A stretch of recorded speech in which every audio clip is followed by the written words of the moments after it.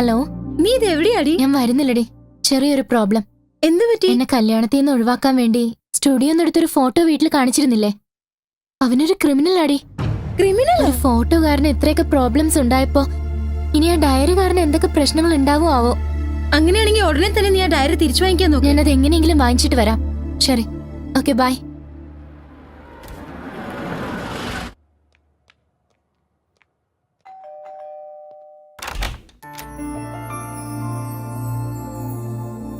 What a surprise! മാനത്തുദിച്ചു നിൽക്കുന്ന നക്ഷത്രം ഭൂമിയിലേക്ക് ഇറങ്ങി വന്ന പോലെ. ഒന്ന് നിർത്തുന്നുണ്ടോ? ആ ഡയറി താനിക്ക് പോണം. ഓ സോറി, തന്റെ ഡയറി എന്റെ കയ്യിലാണല്ലോ അല്ലേ? ഫസ്റ്റ് ടൈം എന്റെ വീട്ടിൽ വന്നല്ലേ? ഒരു കപ്പ് കാപ്പിയും കുടിച്ചിട്ട് ഡയറി കൊണ്ട് പോക്കോ. വരൂന്നേ. മര്യാദയ്ക്ക് എന്റെ ഡയറി ഇങ്ങ് തരുന്നുണ്ടോ? എനിക്ക് പോണം. അയ്യോ, എന്തത്ര ധൃതി? വരൂന്നേ, കമോൺ വാ, ഇരിക്കുന്നേ പ്ലീസ്.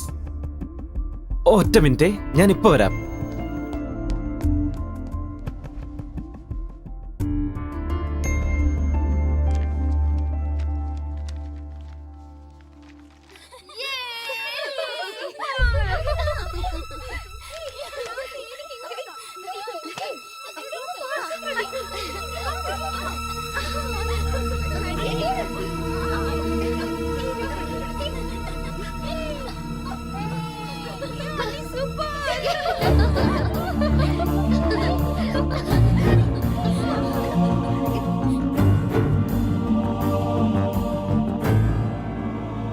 Honey, coffee.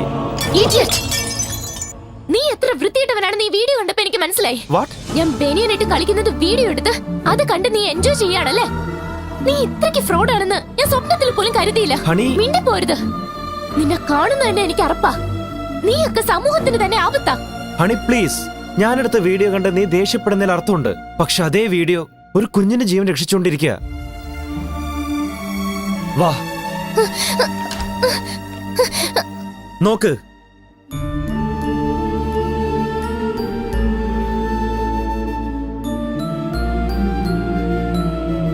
എന്റെ മോളാ ലക്ഷ്മി.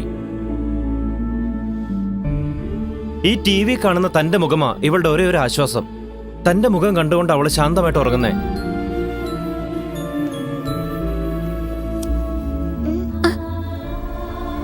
അമ്മേ,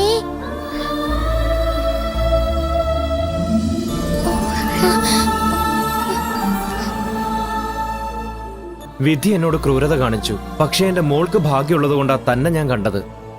തന്റെ പുറകെ നടന്നതും തന്റെ വീഡിയോ എടുത്തത് എന്തിനാണെന്നറിയോ? ദാ നോക്ക്.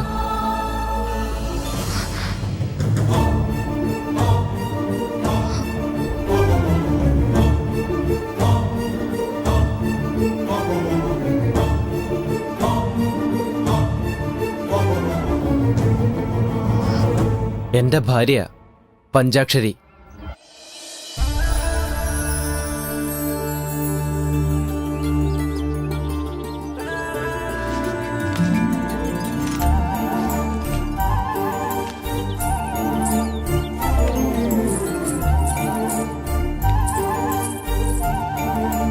എന്റെ ഈശ്വര, പൂക്കളൊന്നും കാണാനില്ലല്ലോ. 4-5 ദിവസമായിട്ട് ഇത് തന്നെ പതിവായിരിക്കുക.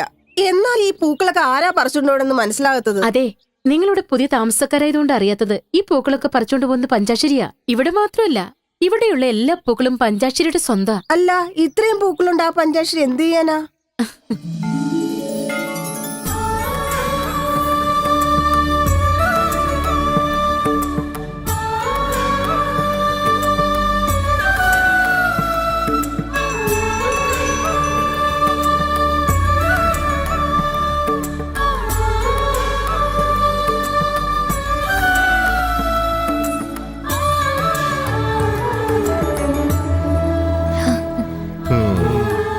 പ്രസാദം വാങ്ങിക്കോളൂ തിരുമേനി.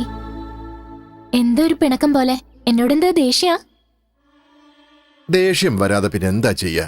ഞാൻ ചെയ്യേണ്ട പൂജയൊക്കെയല്ലേ നീ ചെയ്തുകൊണ്ടിരിക്കുന്നത്. ഇവിടെ വരുന്ന ഭക്തർക്കൊക്കെ ഞാൻ പ്രസാദം കൊടുക്കുമ്പോ നീ എനിക്ക് പ്രസാദം തന്നാൽ എങ്ങനെയാ മോളെ? അതാണോ കാര്യം? ഞാൻ എന്തെങ്കിലും തെറ്റ് ചെയ്തിട്ടുണ്ടെങ്കിൽ എന്നോട് ക്ഷമിക്കണം. ഞാൻ തമാശയ്ക്ക് പറഞ്ഞതാ. ഈ പഞ്ചാക്ഷരി തെറ്റ് ചെയ്തു എന്ന് പറഞ്ഞാൽ ഈ നാട്ടിലുള്ളവർ ആരും വിശ്വസിക്കില്ല. ഈ ക്ഷേത്രവും നിന്റെതാ, ആ ദേവിയും നിന്റെതാ. എപ്പോഴും ഇവര് നന്നായിരിക്കണം, അവര് നന്നായിരിക്കണമെന്ന് നീ ദേവിയോട് പ്രാർത്ഥിക്കുന്നതല്ലാതെ നിന്റെ കല്യാണം വേഗം നടക്കാൻ എന്താ മോളെ പ്രാർത്ഥിക്കാത്തത്? ഞാൻ എനിക്ക് വേണ്ടി ഒന്നും ചോദിക്കില്ല. എനിക്ക് എന്താ വേണ്ടതെന്ന് ദേവിക്ക് നന്നായിട്ട് അറിയാം. ഉം. ഞാനെന്നാ പോയിട്ട് വരട്ടെ. ശരി, പോയിട്ട് വാ മോളെ.